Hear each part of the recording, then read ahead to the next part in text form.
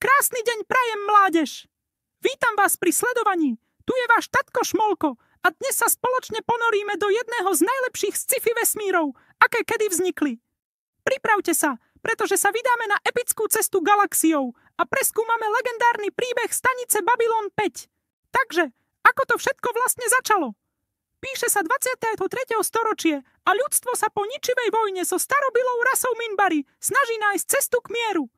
A tak vznikol projekt Babylon, diplomatické stanice, ktoré mali slúžiť ako neutrálna pôda pre všetky rasy.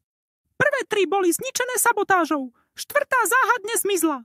A potom prišla ona, Babylon 5, naša posledná a najlepšia nádej na mier. Od začiatku je to miesto plné intríg, politických hier a kultúrnych stretov. Prílet veľvyslancov ako Gekár z narnského režimu a Londo Mollari z Centaurskej republiky okamžite naznačuje, že udržať mier nebude vôbec jednoduché. Hlavný príbeh seriálu sa rozbieha pomaly, no každý diel pridáva kúsok do obrovskej mozaiky. Veliteľ Jeffrey Sinclair, neskôr nahradený kapitánom Johnom Sheridanom, musí balansovať na tenkom ľade diplomacie. Objavujú sa tajomní vorloni, ktorých nikto nikdy nevidel mimo ich ochranných oblekov. A na scénu prichádzajú aj tiene, prastará a desivá rasa, ktorá sa prebúdza z 1000-ročného spánku. Postupne zisťujeme, že v galaxii sa schyľuje k oveľa väčšiemu konfliktu, než sú len hádky medzi Narnami a Centaurami. Tieto staršie rasy, vorloni a tiene, vedú svoju ideologickú vojnu a my, mladšie rasy, sme len pešiakmi na ich šachovnici.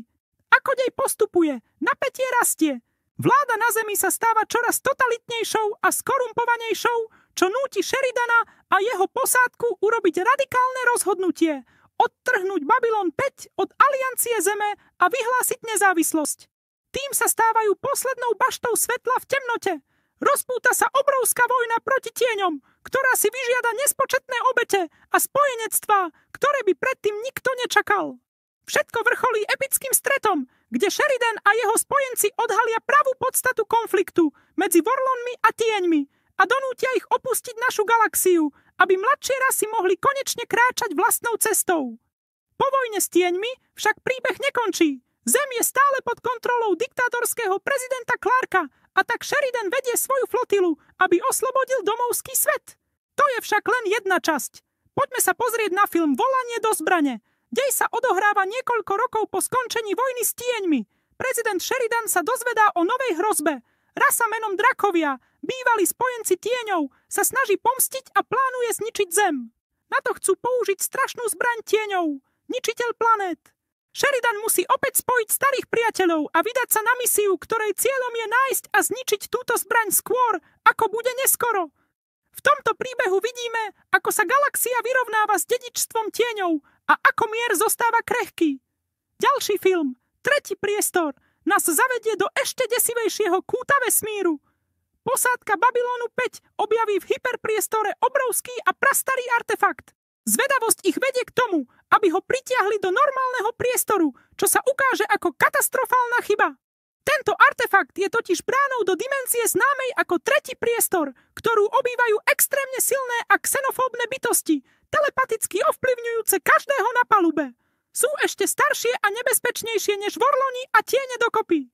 Na stanici vypukne chaos, ľudia podliehajú šialenstvu a posádka musí bojovať o prežitie proti neviditeľnému nepriateľovi, ktorý sa snaží otvoriť bránu a vtrhnúť do našej reality. Je to skvelý hororový príbeh, ktorý ukazuje, že vo vesmíre sú veci, ktorým je lepšie sa vyhnúť. A potom tu máme legendu o strážcoch. Tento pilotný film k nerealizovanému seriálu nám predstavuje úplne novú kapitolu. Dej sa odohráva po udalostiach hlavného seriálu a sleduje organizáciu strážcov, ktorú založil kapitán Sheridan. Ich úlohou je chrániť mier v galaxii a pomáhať tam, kde je to potrebné. Príbeh sa zameriava na strážcu menom David Martell, ktorý je obvinený zo zločinu, ktorý nespáchal. Musí dokázať svoju nevinu a zároveň odhaliť sprisahanie, ktoré ohrozuje nielen jeho, ale aj celú organizáciu. Vidíme tu, ako sa odkaz Babylonu 5 prenáša na novú generáciu hrdinov, ktorí sa snažia udržať svetlo nádeje v galaxii plnej nových víziev. Celý vesmír Babylonu 5 je neuveriteľne komplexný a prepracovaný. Od politických machinácií cez filozofické otázky o poriadku a chaose až po osobné príbehy postav, ktoré nám prirástli k srdcu. Je to príbeh o nádeji, obetiach a o tom, že aj keď sme každý iný, môžeme nájsť spoločnú reč a bojovať za lepšiu budúcnosť. Je to sága, ktorá ovplyvnila celú generáciu sci-fi a jej odkaz je živý dodnes. Tak, mládež, to bol náš rýchly prelet úžasným svetom Babylonu 5. Dúfam, že sa vám to páčilo a že vás to možno inšpirovalo pozrieť si tento skvost znova alebo poprvýkrát. Ja som Tatko Šmolko a ďakujem vám za pozornosť. Ak sa vám video páčilo, nezabudnite dať like, napísať komentár, čo si o Babylone 5 myslíte vy. A samozrejme, dajte odber, aby vám neunikli ďalšie naše cesty vesmírom. Majte sa krásne a vidíme sa na budúce.